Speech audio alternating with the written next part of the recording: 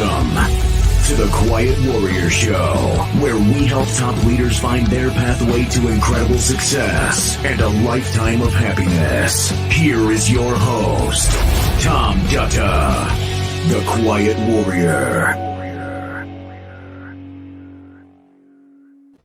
All right. Welcome, everybody, to the Quiet Warrior Show. My name is Tom Dutta. I am the Quiet Warrior and your host today. And hey, we're on live streaming across LinkedIn, Facebook, YouTube, Twitter. And so give it a button push down there. Subscribe to the YouTube channel if you're catching this on there. We'll be creating this episode into a future podcast as well as the YouTube premiere video. But first, he's in the green room, and I want to tell you a little bit about our guest because today is all about Mr. Kyle Murtagh. If you're watching the live stream, you'll see on the screen there a bit about him. Otherwise, I'll just read that. I'm really excited. Kyle, in short, he's Scotland's most exciting public speaker. How did he get there? We'll find that out. In 2019, though, he founded Confidence by Design, an industry-leading presentation skills company that's really helped people from all walks to transform their public speaking abilities. I'm pretty excited about that. And his passion and hard work has led to much more, including, get this, everyone, the European champion in 2020. What? Not only that, he's also a successful author. We'll be hearing about his new book today as well, which, by the way, I checked it out. I read it, and we're going to surprise him with a review today.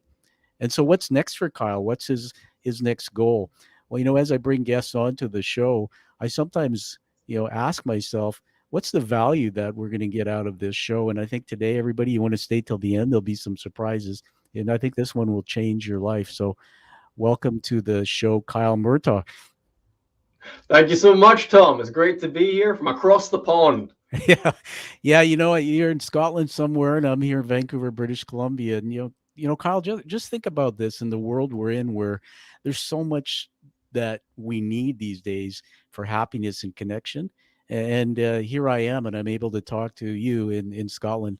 In fact, are you ready for this? I want to coin the phrase, maybe Kyle will be Canada's most exciting Scottish podcast speaker.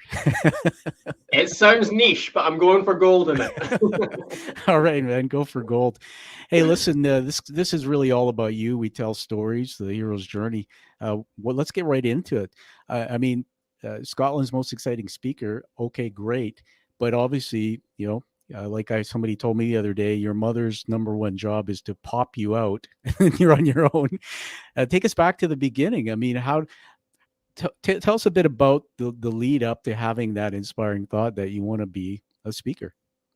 Absolutely. I probably started off as Scotland's quietest public speaker. That's probably where I began because I literally had no confidence at all. In high school, I was extremely quiet. I wasn't very good at academics at all. And I was struggling. I was just struggling in every aspect of my life. And what I actually did was I hopped onto YouTube and started looking for some inspiration there. And that's when I saw the first public speaking I'd ever seen, first proper public speaking. I started watching videos of guys like Les Brown, for example, and seeing someone be interesting and compelling when they spoke really did resonate with me a lot. It didn't inspire me to go and speak, but it inspired me to change my life a little bit and start, taking ownership for the situation I was in and trying to turn things around. So I think that's where the initial seed was planted for speaking. And it wasn't until a lot later on, several years later, that I actually stood up and did it for the first time myself. But that's where it really began, I think, Tom. Seeing speakers online planted the seed for me. Well, that's pretty amazing. And, you'll get to know my dark sense of humor a little bit. Everybody, Kyle said, I hopped on YouTube. Here in Canada, we watch YouTube. I can visualize you actually hopping on YouTube. Pretty amazing. Les Brown, there's a lot of people who are thought leaders out there. And you touched my heart on that comment because I followed him and seen some of his work. His own journey in getting past himself was incredible. Yeah. I want to honor you, first of all, and everybody, it's a teaching moment. You started by being vulnerable and telling us about not being that great in school and some personal challenges. let's park for a minute there and go deeper. What was going on with all of that and being shy? Tell me more. Yeah. I just didn't have a sense of what I wanted to do with my life, and everyone around me seemed to have themselves a little bit more together. They were doing well in their school grades, and I wasn't, and I didn't know why. And I figured out a lot later on that I was actually dyslexic. So I was starting Ah, to be labeled as stupid and things like that. And then, as you probably know, Tom, and everyone probably knows, that that doesn't just stay in the classroom, that goes outside of school as well. So I wasn't treated the kindest by my peers, put it that way. So all of that stuff weighed down on my confidence, and just having no sense of my identity as well really did bother me. And I always had, for some reason, like a sense that I was meant to do something with my life. But I just didn't know what that was. And when there's that disconnect, it eats away at your self-esteem. So that's what was going on. That was the essence of the pain. And I had to take some small steps to eventually get myself out of that pain and on the right path, which I did over several years. yeah. Well, thanks for sharing that. I mean, everybody, we've learned something new here, dyslexia. We'll talk about that a little bit more too later in the show, because I have a very interesting observation about it through friendships, and I've learned some things about myself. So thank you for doing that. And if people know anything about dyslexia, becoming Scotland's most exciting speaker and doing what you're doing, man, uh, you're a very talented man. Uh, Before we move forward in the story, just tell us a little bit about your childhood. So your parents, you're raised by obviously a mom and dad. Uh, uh, when did you leave home? Just anything you can tell us about that to give us a Yeah. picture. Yeah, absolutely. I'm a single child. I do have a sister, but she never lived with us, unfortunately. And my dad, he often had to work offshore on oil rigs, so it was mostly me and my mom, to be honest with you. Most of the time growing up, and my mom's great. My mom is super supportive. She's always been in my corner the entire way. I think she was really pleased when I left at 18 years old. To have a bit of her life back, I think. So I left when I was 18, and I decided I was going to go and study psychology at a university in Glasgow, which is sort of in central Scotland for those in Canada. And that was a great move for me because it was a new environment, new place, and I learned a lot about myself over those 4 years. And one of the key things I learned, Tom, was that even though I was studying psychology, I didn't want to be a psychologist. And that's what made me start to look at different things. And that's when I initially found public speaking. I Inter- I just want to riff on that for a minute. What was it about psychology? And by the way, you're not judging me right now, are you? no, what, no, no. what was it about that field that your brain said, yeah, I don't know if that's for me? Do you remember? I think, I mean, I enjoyed some of the content, some of the other stuff I didn't enjoy so much. It was learning, why babies chew their thumbs, and that just didn't Yeah. inspire me too much. But it was also, I understood once I went into the degree that if you actually wanted to become a fully fledged psychologist, you had to do an extra 4 years on top of studying. So that's 8 years in total. And I already told you I'm not very good at academics, so I'm not doing any more than I need to here. So that was probably the main motivation for seeking another path. Oh, thank you for sharing that. And so now we're sort of at that point in the interview, everybody, where they say, especially in some of the work I've done with the hero's journey narrative, which really my show is based on the Joseph Campbell's research, that we're all connected by a thread. And they say that human beings get to a point in their life, Kyle, where they hear this call to adventure, to go seeking and discovering. And a lot of times it happens, in my own discovery started usually when there's some pain in life. And so I would just characterize your story as classic hero's journey. There you are, challenged, quiet, shy, maybe not treated as well in school, frustrated a little bit with the learning side. And you discovered through YouTube and Les Brown and things that there's this thing I want to do, speaking. So let's get into that. Once you decided on that, what did you do? Yeah, so it was in my final year at university. And by that point, I was realizing I better figure this out because I'm about to graduate, and then what? So I just started trying a bunch of different things, Tom, bunch of different jobs, bunch of different activities.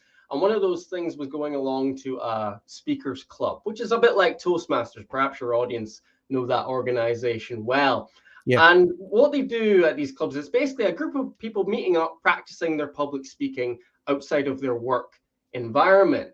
And they do something there called table topics, which is when you're asked a question off the cuff with no preparation at all, and you've got to answer it in the form of a speech, a 2-minute speech with no prep at all. And Wow. my first ever question was, Tom, Kyle, if a zombie apocalypse happened in Glasgow, where would you go? Okay, now you got me thinking. Where would you go in a snapshot? I got to first of all just acknowledge the thing you said about speaking clubs. Kyle, as you and I talked offline about my speaking. Uh, I call it a career now, but I was in business most of my life as a corporate exec. I spoke all over the world to small groups, some larger in boardrooms. But I thought I was a good speaker. But honestly, my bubble burst when I did my first TED Talk and I started getting some coaching. This thing that you just said to us about table topics. I just joined a Toastmasters group. It's not a commercial for Toastmasters, but man, uh, just finish on this. I brought my wife to a first meeting and they threw a table topic out and talk about learning pretty quickly to be you to be courageous. So I want to ask you a big favor to hold up this book that you have there. We want to take a look at a Sure. book that let's full screen you.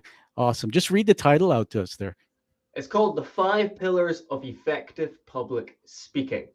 That's the title of the book. Amazing. All right. Thanks for holding it up. We'll everybody get that at the end, a little bit about how you can get that.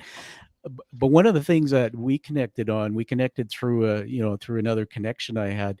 I wanted to tell people that I read your book, Kyle, and dude, so I'm a published author, and I easily read 4 books a month. I listen actually through Audible. I I've listened to it multiple times, and I learned a ton from that book. It was well written. Everybody, you want to get this book, and this is how authors get known. Most people don't know us unless you're Scotland's most exciting speaker. But we want Kyle's work to get known. So get his book, give it a rating, and post it on Amazon, Goodreads. That's how people know about us. But Kyle, let's just get into the book for a minute. First of all, why did you write it? And there was something in there called SEO, and I thought, I don't want to talk about technology, but that stuck with me as one of the things Yeah. I learned. Yeah, absolutely. I probably wrote this book for the person I was when I did that first table topic, just absolutely clueless. And I wanted to have a sort of go-to guide for public speaking, which wasn't, full of fluff, which wasn't full of intangible things which I couldn't do, but had actionable things which I could do immediately. So that was the motivation for creating the book, to create a good solid guide which would give people a foundation for their speaking. And SEO, it's not search engine optimization, but it's actually a way to remember some tips for body language. And we can go through it now if you like. I love that because I want to give the audience a gift here with that. Yeah, absolutely. So SEO stands for smile, eye contact, and open. So we know that a smile is great in public speaking. We know a smile can build a rapport with the audience. But Tom, let me ask you, what do you think is the key reason we want to smile in our presentation? To show off our nice white teeth. I don't know. First of all, connect emotionally and develop that trust rapport with the audience. I don't know. You tell me. Because it shows that we want to be there. It Wow. shows that we want to be there. I mean, how many Wow. times do we see people present with a blank face, who like they'd rather get hit by a bus than be in the room with you, and it doesn't make you feel good as an Wow. audience. Okay, you got me going here. I'm sorry. I riff in my head, and you'll notice I jump around just the three-dimensional brain I have. I want to honor you. I want to share something with you that in British Columbia here, we've just gone through some incredible life events with weather, something we've never seen before. And a part of our province was destroyed by these, what they call atmospheric rivers, which we've never heard about before. Just incredible rain. Anyway, there's one of the ministers in our government. They do an update every week on YouTube. And so this fella, I just want to, because you're teaching us here, I got to tell you, Kyle, when he first came on to do the updates, from the government. I didn't like him. So he's first of all, he shows up and he's got his head down. He has his Mm. mask on. He takes it off. He's got wrinkles on his brow, and he'll fix his glasses, and then he's standing there stern faced. And so this to me, from what you said, I started thinking about that. If I'm coming up to do an update for a province where people are in a state of emergency, I might want to, show that I want to be there. So carry on. SEO, we talked about the smile. What Yeah. else? Absolutely. And of course, a smile, it's situational. So in that situation, probably not best to be, Yeah. smiling from ear to ear about the chaos happening in the But country. maybe the eye But contact, right? some expression, Yeah. on the Yes. face instead of being firm all the time, and maybe a bit of moisturizer could help with that wrinkles as well. But yeah, a smile really can go a long way and shows you want to be in the room. E, of course, is all about eye contact. Eye contact, it builds that trust. The question is, how long should you hold eye contact for? Because you don't want to be the person holding too much eye contact and scaring everyone away, but you don't want to be the person who is not even engaging the room either. So it's getting that right amount, which tends to be 2 to 3 seconds. That's enough time to show an audience member that you are truly seeing them, you're engaging with them, before you can move on to the next person and do the same. If you're in a physical room, of course. If it's online, it's all about making friends with a lens, with the eyes, of course. There. Yeah, no, thank you. More teaching moments and gifts, everybody. By the way, somebody told me in Scotland, moisturizer is the foam off the Guinness. You just rub it on your forehead. I don't know if that's true or not. Yeah. I didn't want to say that, but that could work too. That could work too. So SEO, what was the O for? The O is for open body language, because what we tend to do when we get nervous, when we get anxious, is we minimize. We make ourselves as small as possible. It starts with our feet. They get really narrow. Then our head tucks in. Even our hands come across the midsection. We're protecting ourselves because we feel under threat. And often we don't even realize we're doing this. But what it communicates subconsciously to your audience, Tom, is that you are unsure of yourself.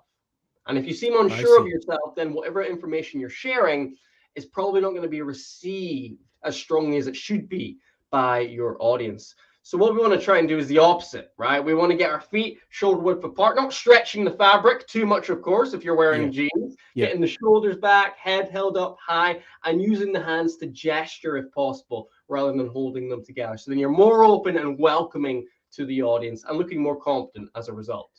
Yeah, it's brilliant. Thank you. So SEO, and as I said, that book, it stuck with me, and I remember just right after I listened to that part, literally going and finding my stance and getting that down, right, and making that. Tell us about Zoom. Here we are on, the world's changed and we're on video, and of course, you can't see your hands, but I do intentional body language when I'm on Zoom. How do you adapt in SEO when you're on something like this platform? Yeah, well, obviously half your body has been cut off, right? No one knows what's going on with your feet, which has its benefits, of course. I've done a few presentations barefoot. I will admit it. But of course, what we need to think mostly about here, and this is the key thing, is making eye contact with a lens. It is amazing to me, astonishing, that so many people are still looking at their screen, like I am now, instead of their camera. Because as soon as I look at my screen, it creates a real disconnect for my audience. I'm not looking at you anymore. I'm looking at myself. I need to be looking into the lens, so I'm looking into the eyes of my virtual audience.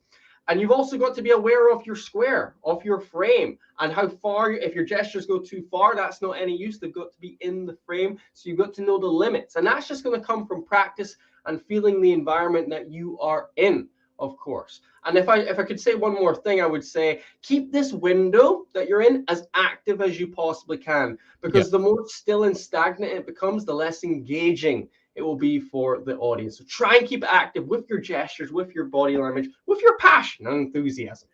Yeah, I have to acknowledge, I mean, I know you know this, but your eye contact is brilliant. That's the thing that especially when I'm doing podcasting or interviews, not everybody's setup has the camera at the right level, but, a little bit of practice and adjustment, you can get it there.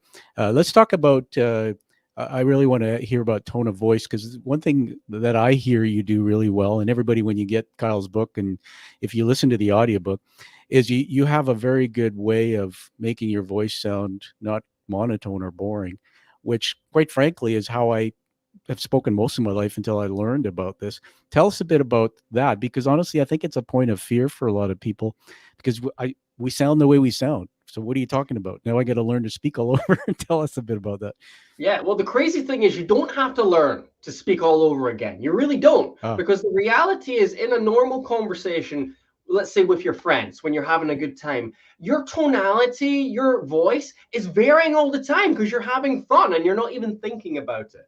But it's when you stand up on a stage, that's when things get a little bit scary. That's when you doubt yourself. And that's when you seem really stiff and monotone with your voice, like I am right now.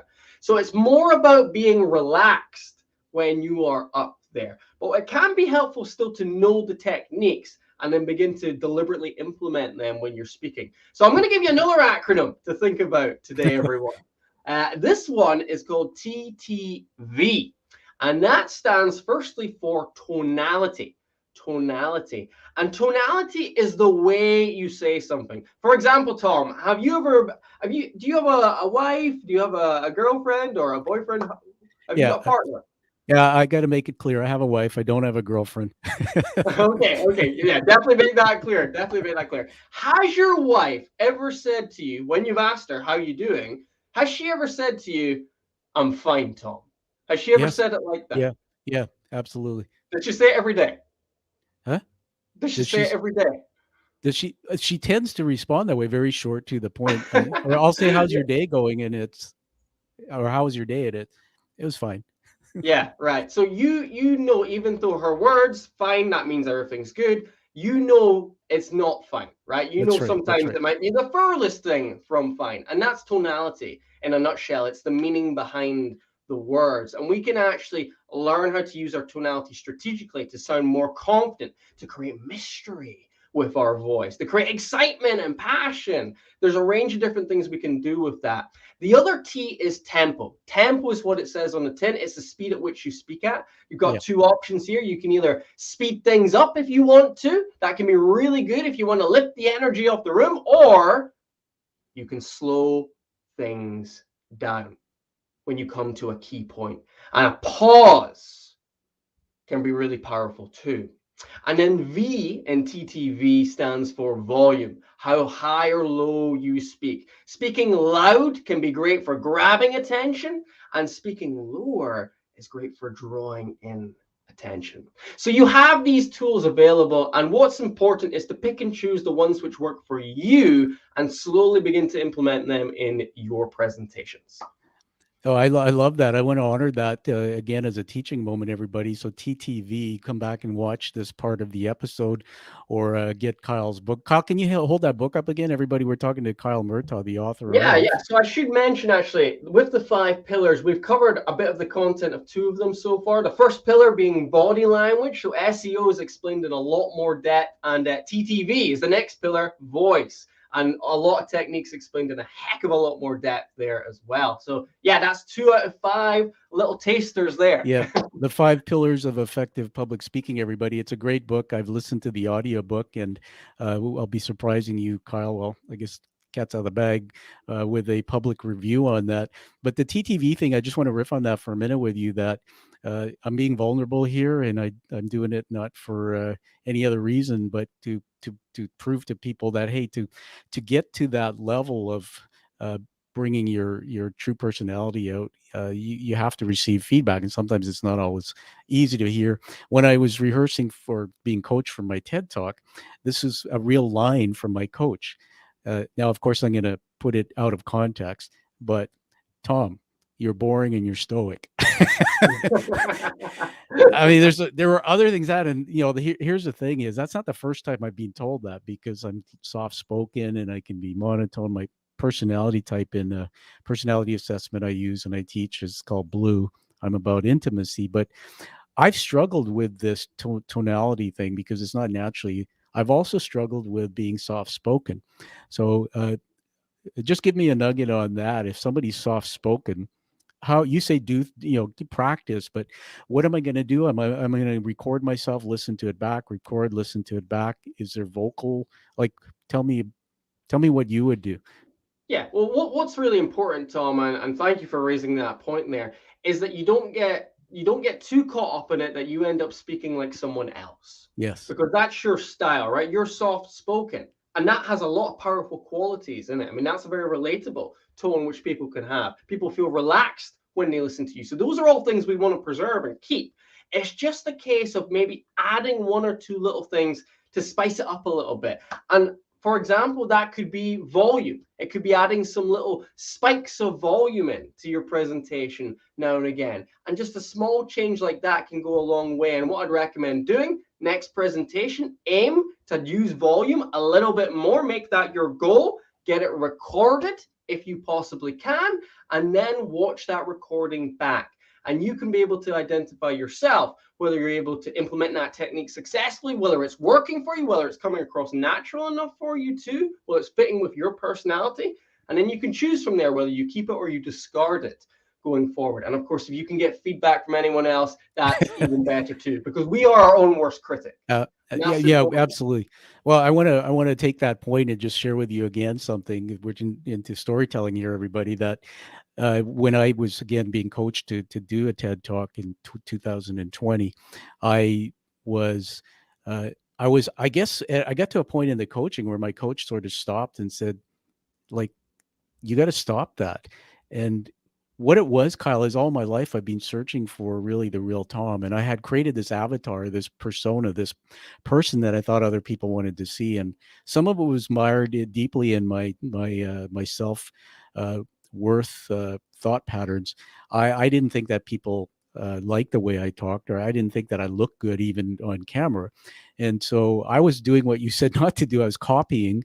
So, for example, Les Brown, I listened to him walking through the woods here because I do a lot of hiking.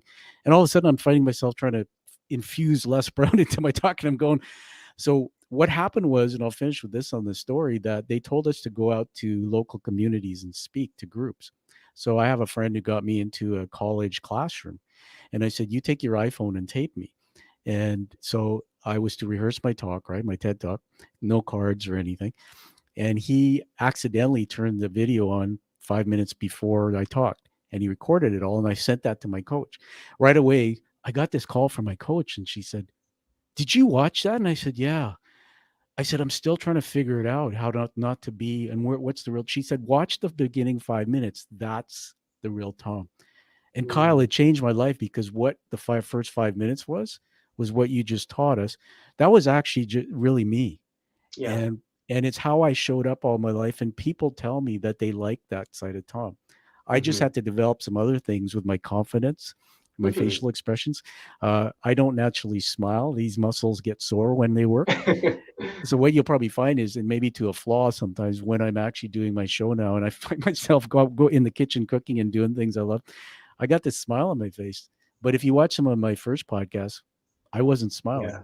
So I love you, man, and I love your story for teaching us that you've got to practice. I want to ask you another question, and then we'll move back in the story a bit. I want to talk about dyslexia with you, and that is, all right, you are Scotland's most exciting speaker. Congratulations on the 2021 European. And I'm sure at the wrap up you'll tell us what comes next. The most average people in the world either will or won't go for achieving like that. Sometimes we stand in our way. So why read your book? Why learn to develop your speaking? Why? And I read something in your book that just stopped me. And I've been telling my corporate buddies about it. You said that one of the skills, you can tell us, but something about one of the skills to be successful in business is speaking. It's everywhere in our life, but I just want you to talk about that. Why do we care? Well, I think we should all care about public speaking presentation skills because it's the hardest form of communication, one of the hardest forms of communication, at least.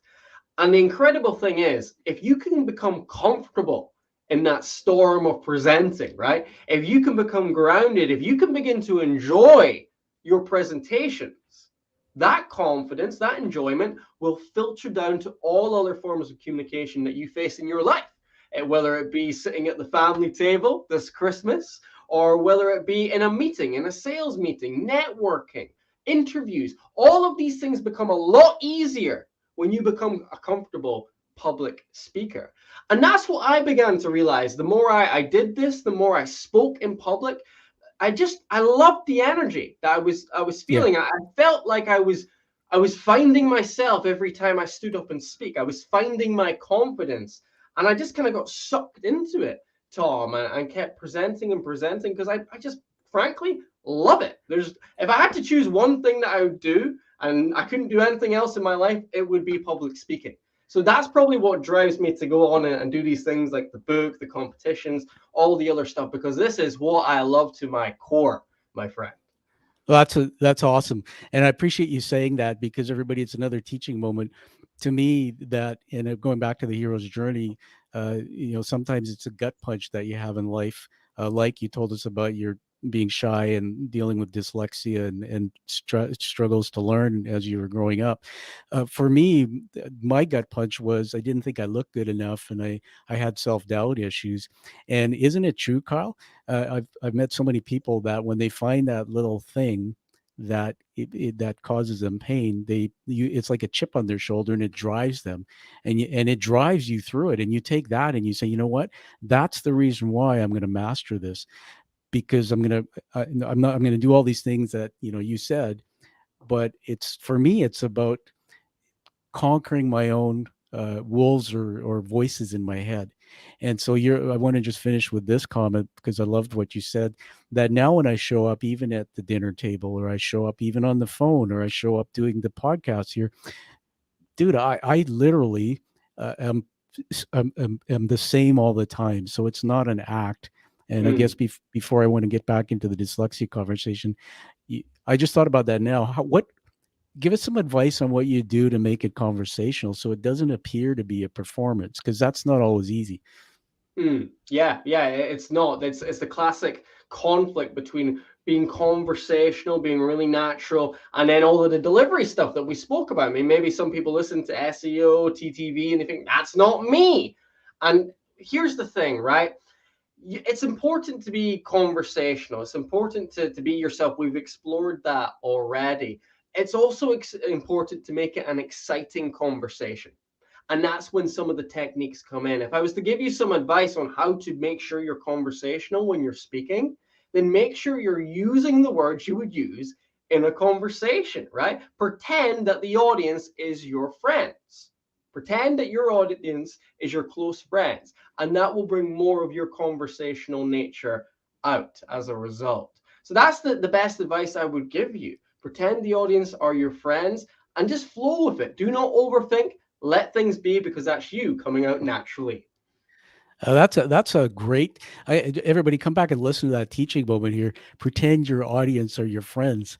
We can use that skill at Christmas when our in-laws come over too. Don't they? That might help us deal with some of that stress that comes this time of year. Absolutely. But pretend your audience are your friends, and yeah, I'll just Yeah. finish on this again on that one of the hardest things for me was, after speaking the way I did all my life, it was trying to make some adjustments to be better, but trying to stay conversational. And when I Yeah. started recording and watching back, that really was the fix for me, because I started observing and seeing. The other thing I want to share with you, just to tell the audience my development, was I would watch my talk back with the sound off, watch my Mm. body language, then I would turn the sound on, close my eyes, and then I would just really in my head just try to see, is everything lining up, you know Yeah. if I'm saying yes and my head's doing this, you know but we don't catch that unless we do either have a coach or self tape ourselves. Yeah, I yeah, absolutely. If I could add one more thing Yeah. into that, and that's great. You watch yourself back, see if there's incongruencies. It really is important there as well. But also a good marker for to know whether you're being conversational enough is ask yourself, if I was delivering this presentation to my parents, to the people that I used to go to school with, right, to people at work, would it be different? As in, would I still be comfortable delivering this presentation to them? Because if the answer is no, if the answer is no because you think you'd look silly in front of those other people, it probably means you're being too much in terms of the drama, the dramatics, the being over the top. So make sure that it's a presentation you'd be comfortable delivering to anyone. That's when you know you'll be conversational enough. Well, I appreciate that, and it's a good thing you clarify that. Sometimes we, as teachers, and I teach as well or coach, we use words, language, and you say conversational, and I want you to picture somebody has a sign on their head. It's flashing. I'm confused. So you draw a picture for me. What does conversational mean? And you did a great job. So thank you. I I want to surprise you here because I didn't tell you about this, but I have a cameo, a guest who's going to come on for just a few minutes to meet you, and Great. and I'll explain when I bring her on. I'll introduce her why we're meeting, and we're just going to riff for a couple minutes. Uh, don't worry, it's not your in-laws or anybody like that. so so let me just bring them on. Hopefully they can unmute their mics as they're coming on the screen there. All right, there we have. Welcome, Sue. Hi, Tom. Oh, am I You're in the you're shot? Yep, you're good. Everybody, Excellent. Well, Kyle, I want to introduce you to Sue Blythe Hall. Sue Hall and I have known each other for some time. Sue, this is just a cameo. We caught you just for a few minutes here. But everybody, I just want to introduce Sue's background. She is the founder of I'm going to get this right this time, the whole Dyslexic Society. And you had made a big announcement recently, Sue, about dyslexia. Uh, uh, the first universal symbol, the gift of dyslexia. Just tell us in a minute about that, and then I'm going to just get Kyle into the conversation. okay. Well, thank you, Tom, very much. First of all, thank you for being here. It's lovely to meet you, Kyle. I thoroughly enjoyed your talk to the TED Master Group, and I just want to tell you that now I am 100% self-conscious. I'm not going to use my hands enough. I'm not going to use tone enough. I'm very dyslexic. I have very difficult time remembering anything, and the TED talk for me was a real test of so many things because we have to memorize all the words. And when I'm speaking off the cuff, great, right? That's not a problem. But when I have to memorize and get it word perfect, that was a complete challenge for me. So I would love to have a session with you and do all. I really would. I'm up for tuition. But the thing that I'm passionate about is making sure that everybody knows the reason we have these challenges is a result of a gift. And we have this natural ability to alter our perception. Everything stems from that, the challenges and the talents. And my purpose that I'm lucky to have is to make sure that everybody realizes that there's nothing wrong with them. We're used to hearing there's something wrong with our thinking process. It's not true. We have a perfectly adequate, brilliant, wonderful thinking process. We just have to make some adjustments to the education system. So that's why I'm here. Sue, before I give it to Kyle to just say anything he wants before we let you go, I just wanted to acknowledge everyone that when I learned about the gift of dyslexia and that there is I have some of that as well, and it's really that there's nothing wrong with us. It's just that we learn in a very different way.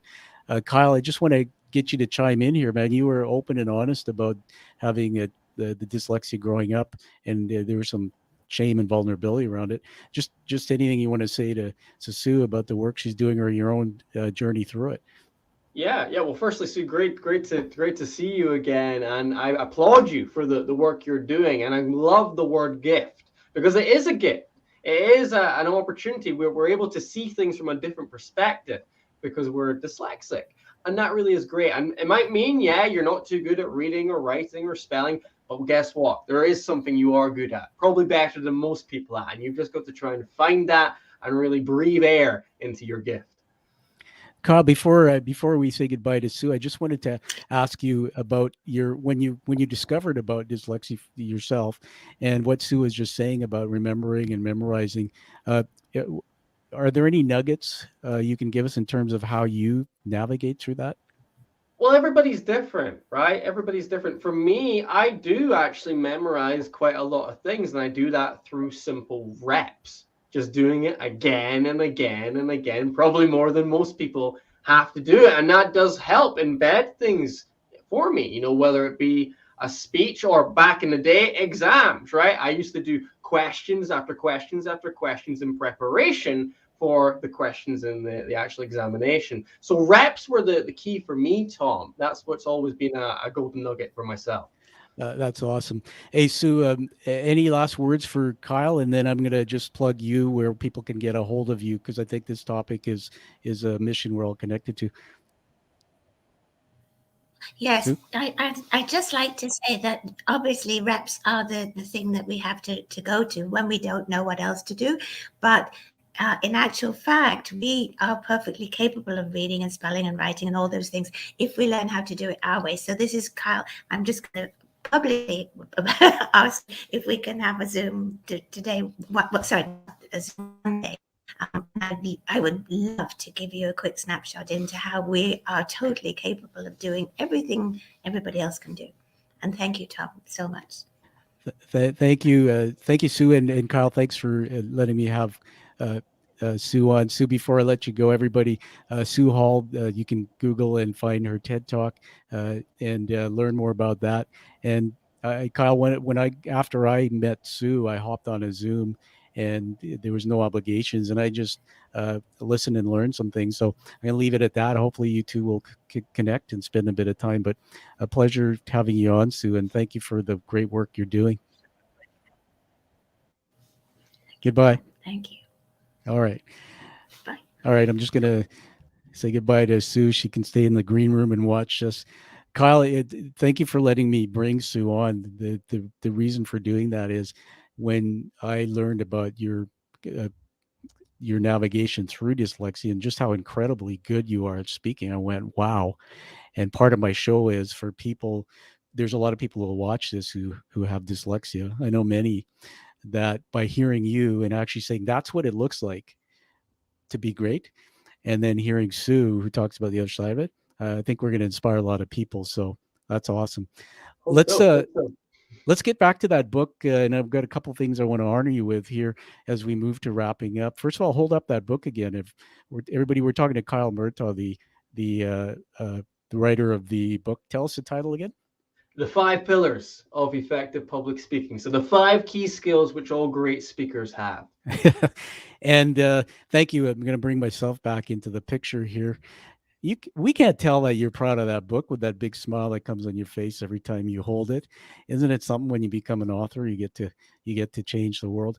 One of the things I loved about the book was it was pretty cool at the end of each section, and even the audiobook is what I listened to. You have us doing things, which is brilliant. You had me afterwards taking just nuggets like SEO, which we talked about earlier, everybody. You had me actually pausing and going in, okay, get in my stance, my smile. So I think that builds skills. So it's a book, everybody, that's highly valuable. There was one other thing you were kept saying. Can you just comment about the post on LinkedIn thing? Yeah. So the whole idea was I wanted people to make sure that they were taking action after each chapter, because that's how we can judge the success of any form of communication, whether it be a presentation, a book, a video you watch. Do you take action afterwards or not? That's how we judge whether it's a success, ruthlessly, if you want to do it that way. So yeah, I was trying to encourage people to take action and also keep people accountable. And if they want to share the actions that they take, there's a hashtag out there, hashtag 5 pillars of public speaking, which you can type in, and you'll see some other people who are also taking small little steps, small actions towards becoming better speakers. So just a way for others to become inspired at the same time and be held accountable if they want to. I really like that. I've seen a lot of books. I haven't seen that done that way before, and it was really. I said to myself, "That's a great idea," because a lot of times authors or people who write have communities, and join my community, and everybody talk and I'll answer questions. Everybody, you can literally post if you're on LinkedIn, post a comment with the hashtag attached, and Kyle will get on there and he'll add comments. And what I'll give you an evaluation. Yeah, and I'm going to do that. What I also find from that is, because if everybody knows the platform of LinkedIn, we follow our feed, so people are going to learn from that, and it's going to catch on. You'll be teaching everybody at different times. I want to honor you with a surprise a review for your book, and so everybody get Kyle's book, give it a review, and post it on Amazon, or Goodreads. We'll put that in the show notes. But this is how authors get known, right, Kyle? Is we want people to write something to us about our book. So I'm going to show you something, and we'll just have some fun. There it is, your first international Canadian 5-star review. That was posted. You can see down there December 2021 on Amazon. And just to prove that, there's the screenshot of Amazon. And I bought the book, Kyle, just so it shows as a verified purchase. And so we're just going to take that away. And well, at this point in the show, we're excited. We're going to have some fireworks. So congratulations. I mean, people can go and to Amazon, read my review, but I just love you, man, and what you're doing. And I hope everybody checks out that book. Yeah, well, let me firstly say, Tom, thank you so much for taking the time out to do that, to leave a review. You're absolutely right. Authors, that's really how our books gain momentum, by people leaving reviews, sharing what their honest opinions are. So I can't thank you enough for that. It's very kind of you. You're welcome. And so I was reading somewhere in your page, like, what's next? So what's that next thing for you? What's 2022? Is there something that we should expect to talk about? Yeah, in terms of public speaking, probably the biggest accolade people will be interested in will be becoming the world champion of Wow. public speaking. That's my goal. That's what I'm trying to accomplish. Last year, I made it to the semifinals, the last 28 out of about 30,000 competitors. This year, I'm wanting to go further and hopefully get the world title. It's a beautiful journey. It's been something I've been trying to do for about 5 years. Every year I've got a little bit closer, so hopefully I can make that final step this time. Well, listen, if there's anything we know, if you've worked through and understanding dyslexia and how to master that gift and gotten to where I see you are, I think you can do anything you want, man. You have such courage. I believe in you. I do want to know, though, after you achieve that, just how much the Scottish accent weighed on that, because then I'll start learning to speak a little like you. If that's a requirement, I'm never going to get up there unless I learn. You may not know this, but I was born in the UK on a military base. My father was in the British forces, and we have these little reel-to-reel tapes when we came to Canada, and I had a very thick English accent, and I'm just still trying to find that. So I can learn to speak like you if I have to. I want to honor you with one more thing before we wrap up here. Let you have the last word. I'm going to full screen myself to do this. There I am. Everybody, you'll see in the back of the screen there's this image of it's called a challenge coin. And Kyle, I'll bring you back on. The front of that is handcrafted and painted raised letters. That's the image of the show and its purpose. By receiving this award, you commit to staying with that purpose you've developed through your work, taking action and finding that life and you deserve, and teaching others to do the same. The back of it is actually the visual of the hero's journey narrative by Joseph Campbell, which is a big part of our lives and the threads we're connected. These are called challenge coins, developed in World War II, and they originated there. If you were in my platoon, maybe if you didn't have yours, you'd buy drinks or we'd have fun. But it was to commit community to each other. And these are used around the world by many organizations, first responders. My father was in Alcoholics Anonymous. They have their own version. When I started the show, I wanted to have an award so that a very select few people, less than 50 a year, will receive it, because not everybody can come on and leave their ego at the door and actually show that their true self. So by receiving it, you're connected around the world now. I think we're in about 17 countries, to all the quiet warriors that have emerged through my show. So congratulations, Kyle. Well, thank you. I feel honored. I mean, fireworks, they are needed. So we'll work that out offline about how to get that to you. And I'm looking forward to standing on a stage beside you or meeting you at some point in the future. You're just been a blessing. The last 4 words I have for you before you wrap this up. I write these down when you're speaking. I don't script them. People know this. These are leadership words. The first one is courage. Man, you are courage. 2 is leader, and I find you a role model in that you keep it simple and I can follow you. 3 is fun. It's that engaging side of you that makes me want to be with you. And the last one came out of the book Outliers, that by Malcolm Gladwell, and that's the word maven. And everybody, a maven is somebody who is in the world, and you say, if I want to know how to learn to be a better speaker, who do I go to? And Kyle, I see you as a maven. So congratulations. And last word to you. Tell us where to get a hold of your book, yourself, and the last words. Absolutely. If anyone is interested in learning a bit more about the book, it is available on Amazon, all Amazons, whether you're in Amazon Canada.com, UK, it's available on there, and you can get it in ebook, audiobook, or even paperback form if you are old school.